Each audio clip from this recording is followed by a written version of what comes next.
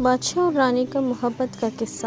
یہ کہانی ایک دور دراز محل سے شروع ہوتی ہے جو جنگل کی وادیوں میں گھرا ہوا تھا۔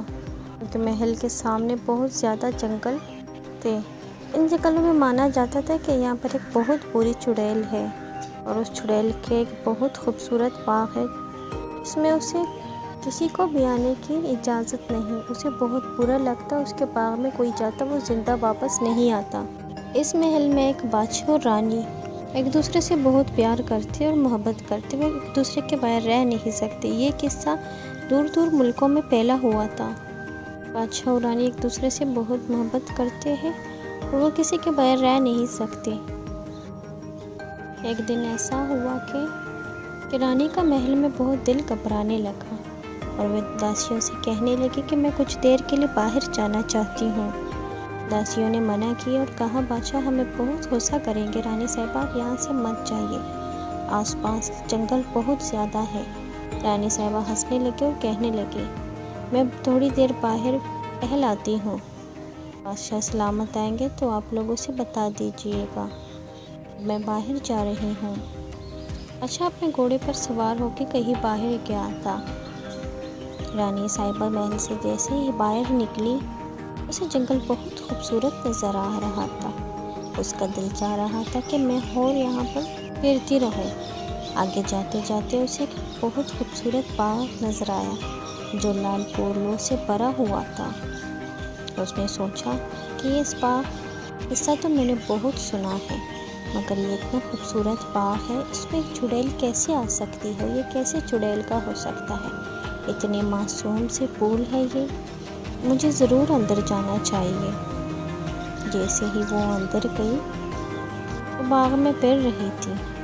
اس کا دل چاہ رہا تھا کہ میں ایک پھول یہاں سے توڑ کے بادشاہ کے لیے لے جاؤں۔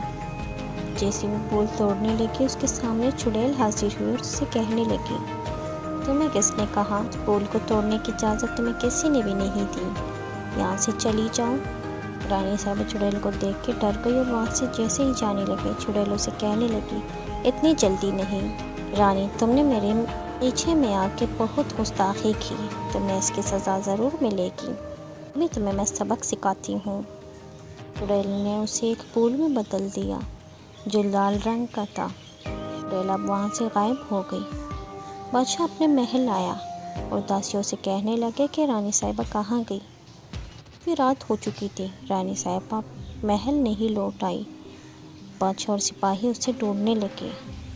دن گزر گئے۔ تیسرے دن رات کو بادشاہ کے پاس رانی آئی اور اسے کہنے لگی میرے بادشاہ سلامت، میں بہت تکلیف میں ہوں، میں ایسے جنگل میں ہوں جہاں چڑیوں کی بہت آوازیں ہیں، ایک بہت خوبصورت سا جنگل اور چڑیوں کے آوازوں کے ساتھ لال پھول میں قید ہوں، مجھے بچا لو نہیں تو میں ساری عمر کے لیے پھول ہی بنی رہوں گی۔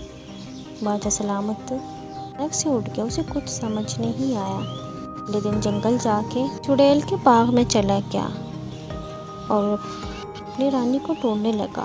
چڑیل وہاں پر آئی اور کہنے لگی تم یہاں کیا کر رہے ہو؟ میں اپنی رانی کو ڈھونڈنے آیا ہوں، وہ اچانک سے غائب ہو گئی ہے، میں نہیں جانتی تمہاری رانی کو، یہاں سے چلے جاؤ۔ نہیں، مجھے لگتا ہے میری رانی یہیں کہیں آس پاس ہے، نہیں تمہاری رانی یہاں نہیں ہو سکتی، تم یہاں سے چلے جاؤ۔ بادشاہ نے کہا نہیں میری رانی یہیں پر ہے، مجھے یقین ہے۔